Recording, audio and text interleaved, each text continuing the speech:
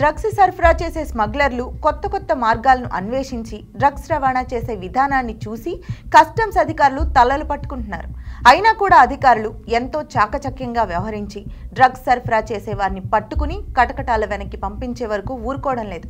వారు చేసిన ఎత్తులకు కస్టమ్స్ అధికారులు పై ఎత్తులు వేసి వారి ప్లాన్లను చిత్తు చేసి శ్రీకృష్ణ జన్మస్థలానికి పంపిస్తున్నారు. ఢిల్లీలో దిగిన ఓ లేడీ కిలాడి తన లగేజ్ ని తీసుకుని జోరుగా హుషారుగా వెళ్తున్న సమయంలో ఎందుకో కానీ కస్టమ్స్ అధికారులకి ఆ లేడీ కిలాడి మీద అనుమానం వచ్చింది.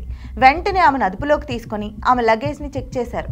లగేజ్ లో ఉన్న చాక్లెట్లను చూసి కస్టమ్స్ అధికారులు ఒక్కసారిగా షాక్ కి గురయ్యారు. దోహా నుండి ఢిల్లీకి వచ్చే ఓ లేడీ కిలాడి కస్టమ్స్ అధికారుల చేతికి చిక్కకుండా ఎంతో జాగ్రత్తగా gold colour chocolates 8 Ferrero Rocher chocolate box లో కొకైన్ నింపి బ్యాగ్ లో పెట్టుకుని ఢిల్లీ ఎయిర్పోర్ట్ లో దిగింది. చూస్తే అచ్చం చాక్లెట్స్ లా కనిపించే కొకైన్ నింపున్న వాటిని చూసి అధికారులు ఆశ్చర్యచకితులయ్యారు.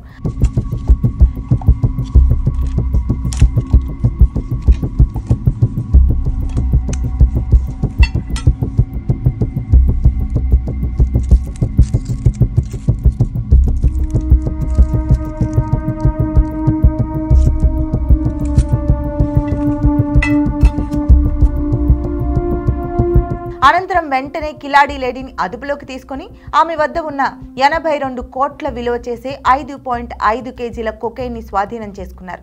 అసలు ఈ లేడీ ఎవరి కోసం డ్రగ్స్ తీసుకొచ్చింది, ఎక్కడి నుంచి తీసుకొచ్చింది అనే కోణంలో MDPS యాక్ట్ కింద కేసు నమోదు చేసుకుని దర్యాప్తు కొనసాగించారు.